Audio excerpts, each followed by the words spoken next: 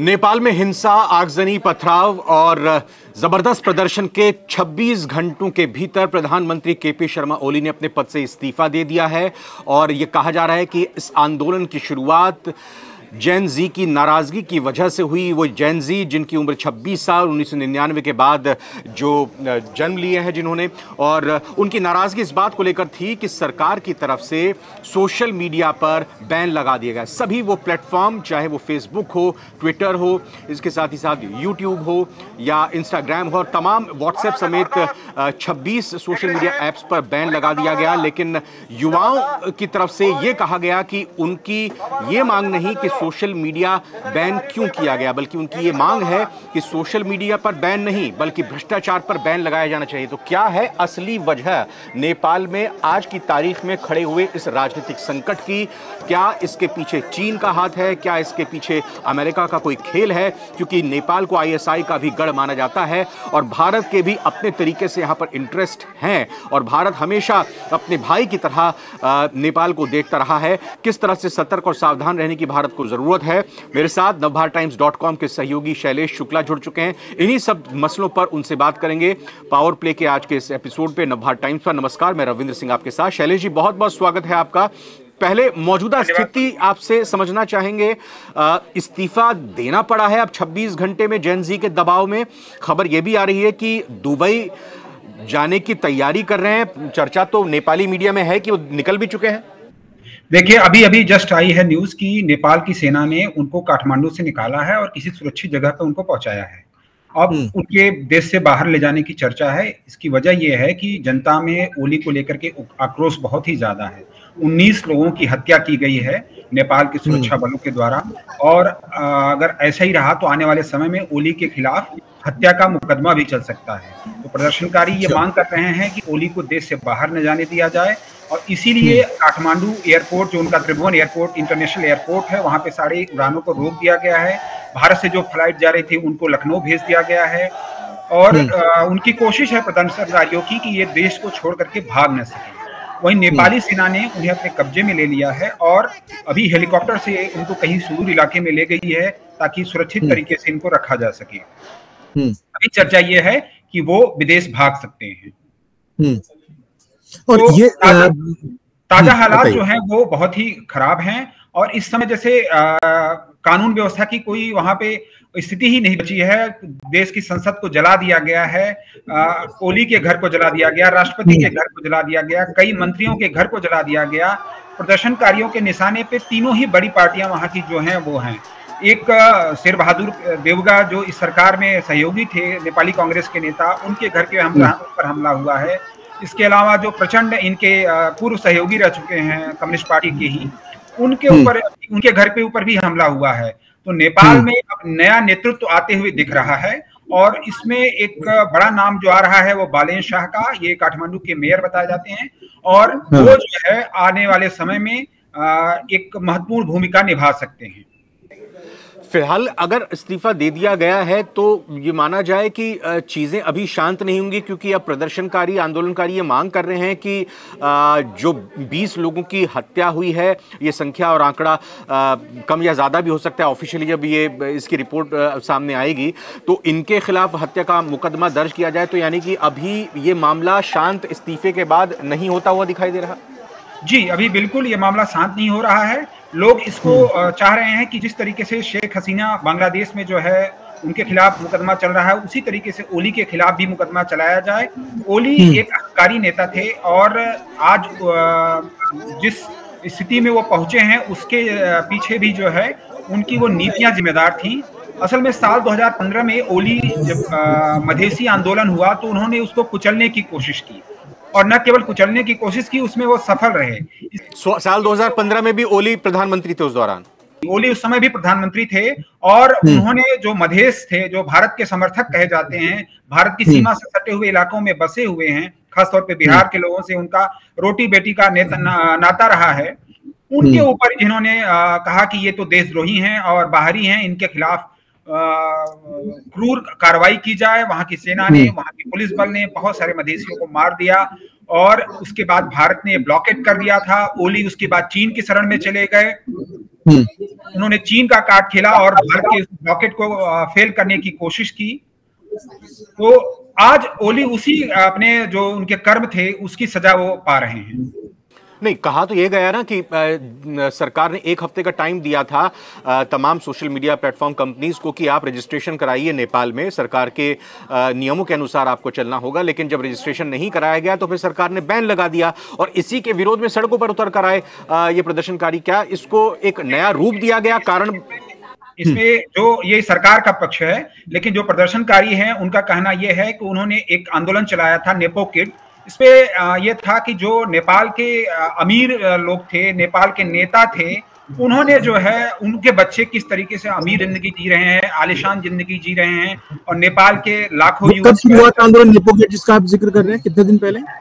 अभी कुछ समय से ये चल रहा था और वो इसमें खासतौर पे जो नेपाल के इनके ओली की पार्टी के नेता थे, उनके बच्चों की लाइफस्टाइल, उनके खर्च और उनके मतलब एक आलिशान जिंदगी को वो लोग निशाना बनाते थे, सोशल मीडिया पर उसके वीडियो पोस्ट करते थे, ओली की नीतियों को सवाल उठाते थे। जो बच्चे बेरोजगार हैं, अब आप समझिए कि नेपाल के लाखों लोग जो है वो जाकर के विदेश में काम कर रहे हैं। अभी आपको एक कुछ दिन पहले ही रिपोर्ट आई थी कि रशिया में भी वो लड़ रहे हैं, तो वो अपने पेट की खातिर कहाँ कहाँ जा रहे हैं। और अभी इजराइल में भी 2-3 बंधक पड़े हुए हैं, नेपाल के ही लोग हैं वो। तो एक तरफ नेपाल की जनता भुखमरी और बेरोजगारी से जूझ रही है, वहीं ओली की पार्टी और ओली के अन्य जो पदाधिकारी हैं, उनके मंत्री हैं, उनके बच्चे जो है वो आलिशान जिंदगी जी रहे हैं और जनता परेशान है। तो इन सब को लेकर के उन्होंने नेपो किड एक अभियान शुरू किया था सोशल मीडिया में। इससे जब दबाने की कोशिश किया इन्होंने ओली ने, तो वो नहीं माने। के बाद इन्होंने सोशल मीडिया को ही बैन कर दिया और एक तानाशाही भरा रवैया अपनाया और कहा कि हम जब तक ये नाम उसको दिया कि ये हमारे नियमों को नहीं मान रहे थे, इसलिए हमने इसको बैन किया। लेकिन वास्तविकता ये थी कि उन्होंने अपनी आलोचना को कुचलने की कोशिश की।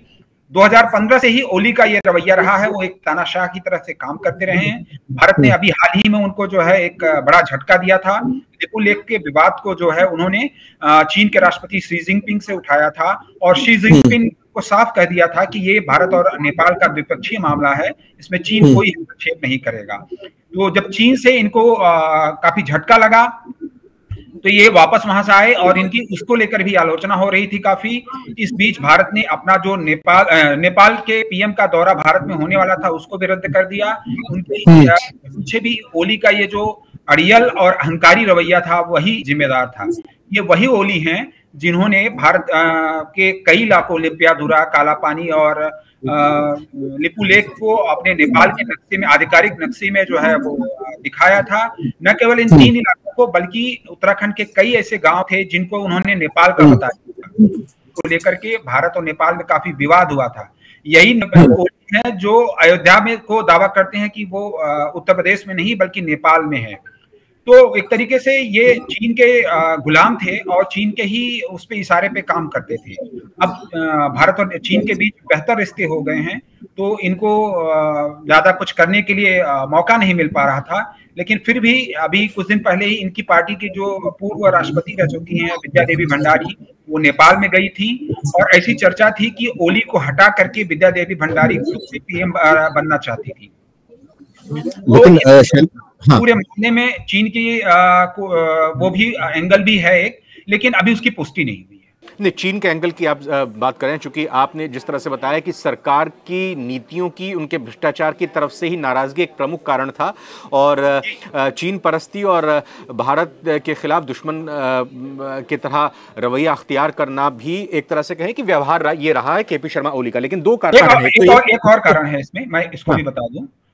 इसमें एक बड़ा कारण जो ओली के पार्टी के लोगों का कहना है कि जो राजतंत्र समर्थक हैं उन्होंने इस पूरे मामले को हवा दी। ये ओली की पार्टी का दावा है और उनका कहना है कि इसमें बाहरी लोगों का भी हाथ है। तो उनका इशारा मधेसियों और भारत की तरफ भी है, लेकिन उन्होंने डायरेक्ट नाम नहीं लिया है। हाँ, कल बिल्कुल कहा गया था प्रधानमंत्री की तरफ से भी कि भाई ये साजिश है, हमें पता है किन लोगों ने किया, लेकिन खुलकर ये नहीं कहा गया था। दूसरी तरफ मैं जानना चाहूंगा, एससीओ समिट जब खत्म होती है उसके बाद ही, उसके तुरंत 1 हफ्ते के अंदर इस तरह की ये घटना होती है। और दूसरा इसमें तर्क ये भी है कि अगर आप जितनी भी सोशल मीडिया ऐप्स को बैन कर रहे हैं वो पश्चिमी देशों से, खासतौर पर अमेरिका से जुड़ी हुई है, लेकिन आप चाइना की किसी भी ऐप पर बैन नहीं लगा रहे हैं। वीवो या वाइब करके कुछ एक ऐप है, उस ऐप को को छोड़कर आप किसी भी और ऐप पर बैन नहीं लगा रहे, तो ये आप क्या संदेश देना चाह रहे हैं? अभी भी काम कर रहा है। हाँ, तो अब चाइना की ऐप्स वहां पर काम, यानी इसमें चीन का भी हाथ क्यों ना माना जाए? देखिए, चीन को लेकर के अभी कुछ समय पहले ही इनके बीच में काफी अंडरस्टैंडिंग बढ़ी है और एक बड़ा मामला आया था जीएसआई को लेकर के। चीन ने इसको शुरू किया है। इसको कहा जा रहा है कि ये चीन का नाटो संगठन है और इसको नेपाल की सरकार ने मंजूरी नहीं दिया था, लेकिन चीन की तरफ से जब बयान जारी किया गया उसमें कहा गया कि ओली और जिनपिंग के जो बीच में बातचीत हुई उसमें जीएसआई का जिक्र किया गया और ओली ने कहा कि हाँ, हम इसको मानते हैं। इसको जीएसआई एक ग्लोबल सिक्योरिटी इनिशिएटिव है इनका, और ये नाटो की तरह एक संगठन बनाना चाहते हैं जिसमें सुरक्षा और चीन को नेतृत्व को मंजूरी देना, इस सब को मतलब उनका आगे चल करके एक नाटो की तरह शक्तिशाली संगठन बनाने का है चीन का इरादा। और उसमें नेपाल के पीएम ने मंजूरी दी, सरकार ने नहीं दी। तो आप समझ सकते हैं कि ओली कितना चीन के साथ मिले हुए थे। इसको लेकर के नेपाल के विदेश मंत्रालय ने बाद में एक पूरा स्पष्टीकरण जारी किया कि सरकार के लेवल पे ऐसी कोई मंजूरी नहीं दी गई है। नेपाल एक तटस्थ देश है, गुटनिरपेक्ष आंदोलन का गुटनिरपेक्ष देश है और किसी भी सिक्योरिटी ऑर्गेनाइजेशन में शामिल नहीं होगा। इससे नेपाल के पीएम की काफी किरकिरी हुई और वहां के लोगों ने ही इनका काफी वो आलोचना की थी। अभी ये 10 दिन पहले की बता रहे हैं जो ये घटना हुई है। तो नेपाल में विवादों में पहले से ही चल रहे थे। अमेरिका की भी क्या इसमें कुछ भूमिका हो सकती है? क्योंकि जो ऐप्स बैन किए गए, एक तो वो, और दूसरी तरफ ये कि चीन अगर नेपाल में अपनी दखल रखकर भारत पर नजर रख सकता है, तो अमेरिका भी बांग्लादेश के साथ साथ यहाँ नेपाल में अपनी पैठ बनाकर चीन पर नजर रख सकता है। अमेरिका का भी कोई एंगल है इसमें?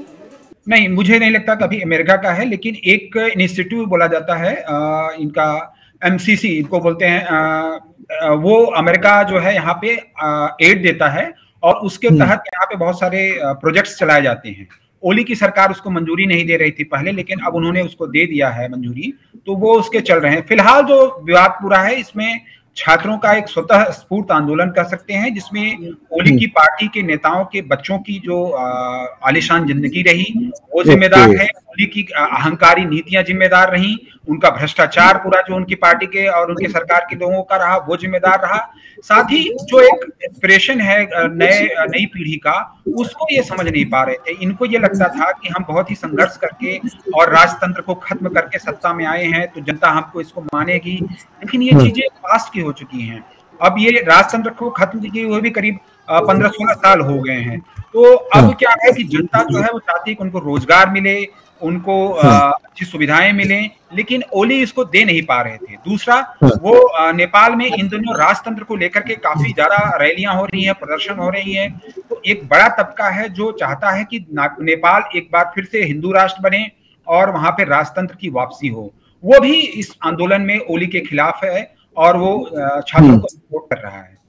भारत के लिए क्या चिंता की बात है? एक तरफ अगर काठमांडू की बात करें, नेपाल की बात करें, इसको आईएसआई का गढ़ माना जाता है। बहुत ज़्यादा एक्टिविटीज़ आईएसआई की तरफ से यहाँ पर होती हैं और हमने पिछले दिनों देखा भी कि जो आतंकवादी घटनाएं भारत में हुई हैं उसमें आतंकवादियों की आवाजाही नेपाल के रास्ते ही हुई है, क्योंकि ये ओपन बॉर्डर है, यहाँ पर वीज़ा नहीं लगता। और दूसरी तरफ बिहार के कई ज़िलों से नेपाल की सीमा सटी हुई है और आगे आने वाले महीनों में बिहार में चुनाव भी होने वाले हैं। भारत को किस तरह सतर्क सावधान रहने की ज़रूरत है और राजनीतिक तौर पर, डिप्लोमेटिक तौर पर भारत का स्टैंड क्या रह सकता है?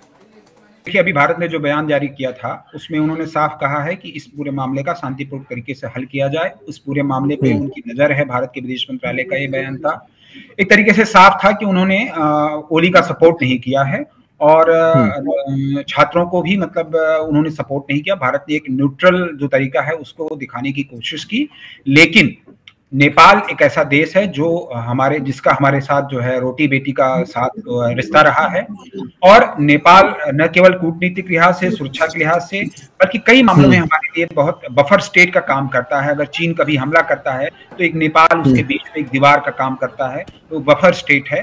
तो नेपाल में हमेशा से चीन बनाम भारत की जो है वो रस्साकसी चलती रही है।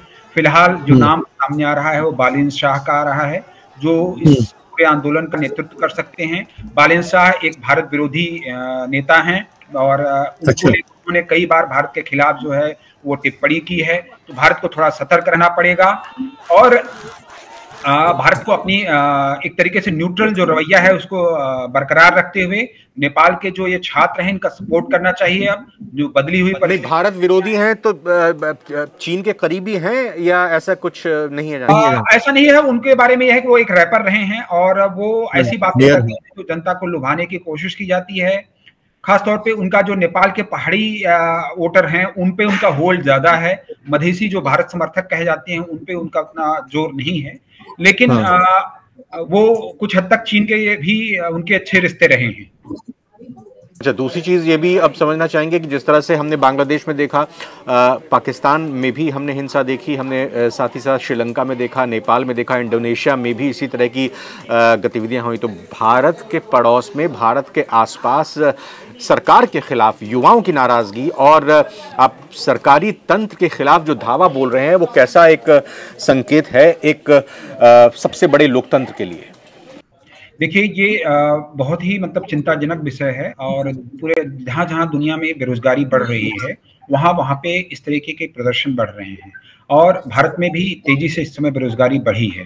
तो भारत सरकार को इसमें काफी सतर्क रहना चाहिए, क्योंकि स्थितियां कब पलट जाएं ये कहा नहीं जा सकता है। भारत में ऐसी स्थितियां नहीं है, लेकिन कई ऐसे डीप स्टेट हैं जो चाहते हैं कि भारत में अस्थिरता आए, भारत में मनवांछित सरकार आए।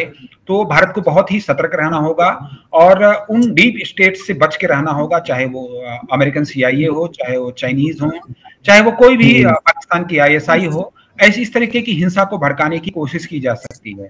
पाकिस्तान की ISI लंबे समय से खालिस्तानी मूवमेंट को जो है सपोर्ट करती रही है। चाइनीज जो है नॉर्थ ईस्ट में भारत के खिलाफ जो है काफी मूवमेंट को उनको हथियार देते रहे हैं। भारत में नक्सली जो गतिविधियां होती हैं उनमें उनको भी चाइनीज और ISI का सपोर्ट रहता है। और अभी बांग्लादेश में जो भारत विरोधी सरकार आई है, तो वहां से आने वाले दिनों में कहा जा रहा है कि हथियार और गोला बारूद इस तरीके की चीजें जो है वो बांग्लादेश से एक बार फिर से भारत के नॉर्थ ईस्ट में की तरफ बढ़ सकते हैं। तो ये काफी बड़ा खतरा है और इसके बीच में अगर नेपाल में भी अस्थिरता बढ़ती है तो भारत के लिए एक दो-तरफा समस्या है।